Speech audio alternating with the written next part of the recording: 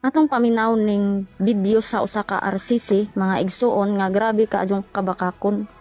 Matud niya nga ang mga SDE kuno mao kunoy nangawat sa Biblia sa Katoliko o gipapotokapi o gipasiros. Grabe kaadtong kabakakon mga igsuon. Wala ra ba jud ni si Jay ebidensya nga maipakita ba? Puro ra yaw-yaw.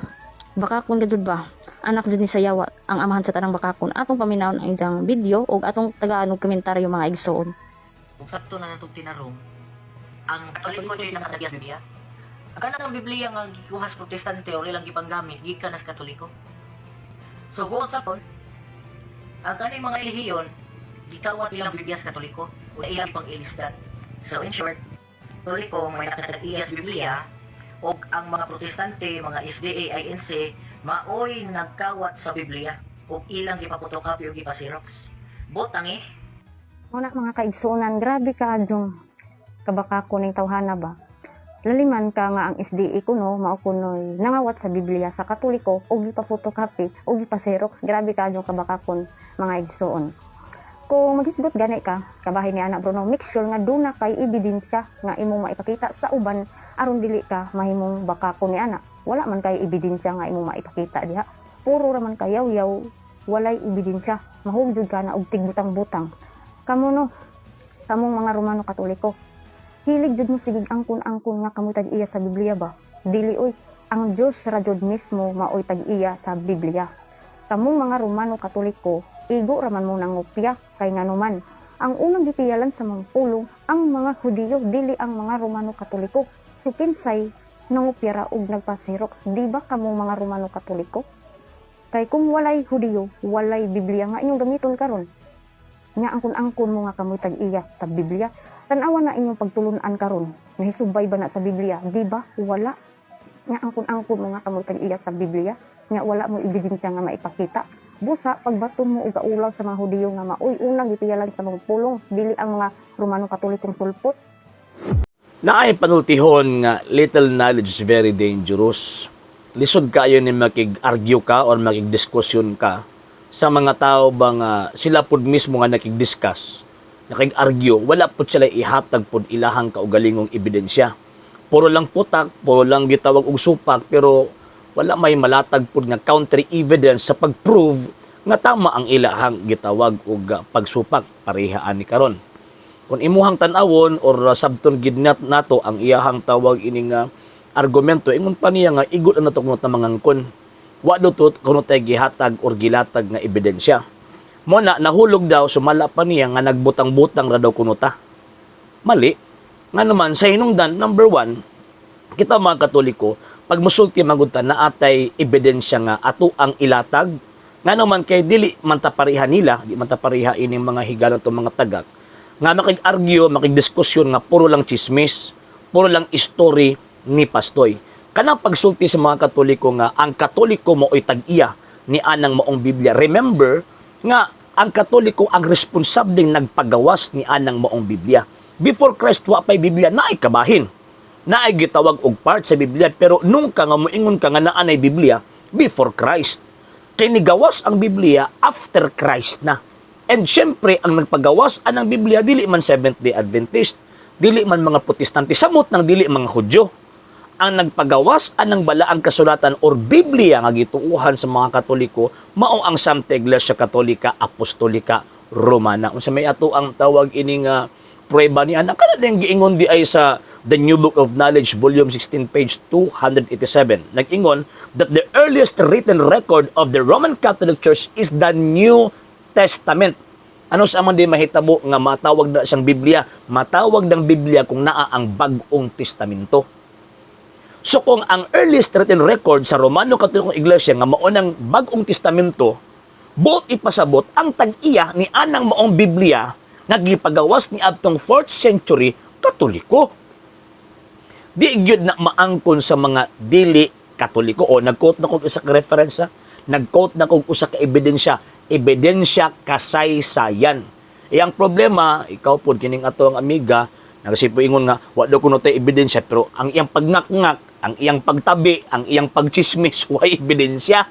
So buti pasabot nagbutang-butang lang ning ato ang gitawag og amiga. tinuod bitaw nga nangopya ra gyud po tinuod kining gitawag og mga miga nato or ang mga amigo natong mga tagak ug mga sulpot. Kay kung walay Katoliko, wa man na sila Biblia. Ano sa man nahitabo ang first printed nga Biblia sa Protestante? Kanang official nila nga giingon nila nga version, official version nila. Ni adtong 1611 kanang King James version 1611 kay before ana kadto kan Luther, kadto kang Wycliffe, wa man to nila consider nga version to sa mga Protestante. Ang version sa mga Protestante, King James Version 1611. Asa man sila nagakuha og mga reference? Asa man sila nagakuha og kanang mga manuscripts nga kung diin dito sila nagabase sa ilahang gitawag translation, gikan man simbahang Katoliko. Gikan man sa mga sa tawag anang Romano Katoliko. So buti pa sabot tama ang argumento, tama ang information nga kining mga sulpot nga mga Protestante igo lang nangupya sa Biblia sa gitawag og Katoliko. At the same time, kung tinuod yun nga, nisupak sila sa Iglesia Katolika, dapat din nila dawato ng New Testament kay ang simbahang Katoliko ang responsable nagkanon ana. Pero nganong inyo mang gidawat ang New Testament? Nagpasabot na nga nangupya lagi mo. Tinuod gyud lagi nga nangupya mo kay kung way Katoliko, wa mo'y Bibliang gibitbit. Mao ni kamatuuran, mao ni tinuod kung way Katoliko, wa mo'y Bibliang gibitbit. So, ngilad kayo nga maingon pa nga ang Katoliko pinangopya ninyo, no! Kamo ang nangopya sa Katoliko, wa pag yun ninyo tarong nagkopya. Tama bitaw nga ang Dios ang primary honor sa gitawag og Biblia, pero na ay secondary honor. Kaya remember, nga ang Bible, it is the written word of God written in the language of man. So, buti pasabot, gigamit sa Ginoong Diyos nga medium ang tao para isulat ang iyahang pulong. So, kung ang Diyos ang primary author or honor, so naapoy secondary honor nga mauning gitawag og nagsulat. Unya ang Old Testament kay, musakuan pa ba, humana naman ang ilahang tawag ini nga panahon sa pagdumala sa pulong sa Diyos. Wala nang gikuha nila, gihatag sa iglesia ang gitukod ni Kristo. Nga mo nang naay dakong katungod nga motudlo concerning sa iyang ebanghelyo. St. Matthew chapter 28, verse 19 to 20. So, buti pasabot, ang magtudlo karon concerning sa iyang pulong mo ng simbahang gitukod ni Kristo. Asa lang simbahan na ron? Dili man na 70 Adventist. Samot na lang nga dili na ubang mga sekta. Kanang simbahan na, according sa kasaysayan, mao nang gitukod ni Kristo Iglesia nga mao ang simbahang Romano Katoliko. Modawat ka man sa dili, muuyon ka man o sa dili, wala ka matuuran. Ang simbahang Katoliko, gitukod ni Kristo, nga mao na responsableng magtudlo concerning sa nasulat nga pulong sa Dios og ilabi na siya pud ang midugang sa mga libro kay kanang kung imong tan-awon ang Old Testament katong gihatag sa mga audio Old Testament raman to. Di wa mo tilabot ang Bagong Testamento. So ang simbahang Katoliko na ang midugang pinaagi sa pagdetermine niya pagsulti niya nga kining maong mga libro ha 27 ka libro i-appeal nato sa Sacred Scripture. O tuo man lagi mo ana ang Katoliko may naghatag ana. So diya pa lang daan sipiat na mo eh. Sipiat na mo. Ay, di ka pwede mo sulti nga dili tawag ining Romano Katoliko ang iglesia gitukod ni Kristo mo nang gisugo ni Kristo sa pagpanudlo mao nang simbahang Romano Katoliko. Dili ang Katoliko may nangopya, kung dili siya ang nag-preserve sa kabubuton sa Dios katong iyahang pulong, siya ang nag-preserve, siya ang may kompleto ni ini. Ulang man to sa Old Testament na ang may Bagong Testamento, siya ang may kompleto. So kay siya man ang may kompleto, dili siya ang nangopya. Kung dili ang nangopya kamo. Gikuha lang man yung Old Testament pagkahuman ang New Testament iyang gidugang. Then pagkahuman nahimo nga nahitabo nga naay Biblia. Kaya mga Hudyo man sila Biblia. Naa sila scripture. Pero never nga maingon ka nga naa sila Biblia. No. Walay Biblia nila old and new. No. Di sila mudawat ang New Testament. So kung therefore, kung di sila mudawat ang New Testament, dili na matawag nga Biblia. Sabtan nimo? Naapay pabuot-buot ning ato ang gitawag og amiga ang Katoliko daw kuno wa daw kuno nahisubay ang pagtulunan sa gitawag og Biblia. Sige sulti nimo. Chismis sa inyong gitawag og pastoy. Kamo nga mga tagak mo oy muhukom sa simbahang Katoliko nga wa nakasunod sa balang kaswatan nga tagak ra na inyong pundok. Dili wa mo'y katungod nga mosulti sa simbahang Katoliko nga wa sa nagsunod sa Biblia. Nga naman tagak lang man mo. Ulahira kaayo mo. Buti pasabot nako nga wa mo nakasubay sa pagtulunan sa iglesyang gitukod ni Kristo from the 1st century AD until now, nga naman kay tagak lang man mo. Wala mo'y igong basihan kanang inyong tawag ining litra por litra nga basa. Tapaw ra na eh. Dili na mamahimong basis na makaingon mo nga tinuod og tawag ining sakto na mo. Nga naman tagak raman mo, sulpot raman ang inyong gitawag og pundok. Kanya napagid siya itawag ining now nga moingon nga ang simbahang Katoliko sulpot. Kung simbahang Katoliko sulpot, usa na lang kaha mo. Ang simbahang Katoliko gitukod sa 33 kamo. Natukod mo ni adtong 1863. Usa na tawag sa inyo? Diba? Ang walang tong balikan. Ang gihatag daw ang pulong sa Dios dito sa mga Hudyo niya. Ngano naman mo sa mga Amerikano nagpasakop? Nganong wa man mo sa tawag ining mga Hudyo nagpasakop? Wag gihapon ning mga tawhan na tigluma pa na pagsakto ng imong pagtumiga kay kung di naman na tiglumon, maunay imong pamasahe padung dito sa impyerno. Again, ang simbahang Katoliko, wa nangupyag Biblia kay siya ang responsabling nagpagawas anang Biblia. Siya ang secondary author. Kadtong sa Old Testament, siya ang ni-preserve ni anak, subay, sa mando ni Ginoong Jesucristo, at the same time, midugang siya. Gidungagan niya bag-ong testamento.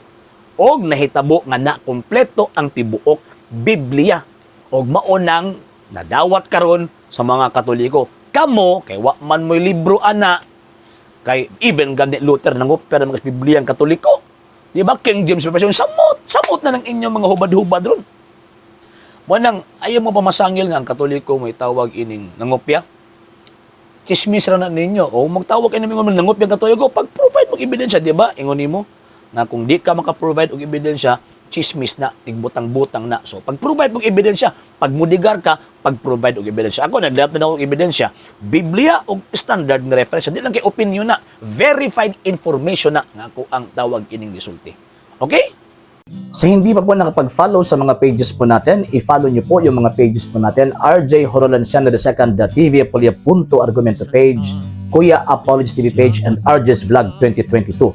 And pwede rin po kayo mag-send po dyan ng Facebook stars. And also, sa ating po mga channels, sa hindi po nakapag-subscribe, i-subscribe po ninyo yung mga channels natin, Dalay Catholic, Apologist International Official, RJ Sano II TV, Kuya Apologist TV, and Barrio Kawayan Religious Forum. And pwede rin po kayo mag-send po dyan ng super sticker, super chats, and super thanks. And maraming salamat po sa mga kapatid at mga Katoliko na ulis pong tumutulong sa programa po natin. Maraming salamat po. Nang dahil po sa tulong at suporta po ninyo, ang programa pong ito, until now, andito pa rin po sa social media. And until now din po, nangangailangan pa rin po tayo sa tulong at suporta po ninyo dahil wala po kanyang magagawa rito mga sir, mga ma'am, kung wala po yung tulong at suporta po ninyo. Sa gusto pong tumulong, sa gusto pong sumuporta, pwede po ninyong ipadala ang tulong at suporta po ninyo sa pamamagitan po ng ating mga account numbers dyan po sa ating pong screen. And pwede nyo po kaming i-message sa ating pong page kung via remittance po yung ipadala po ninyo. Maraming salamat po in advance.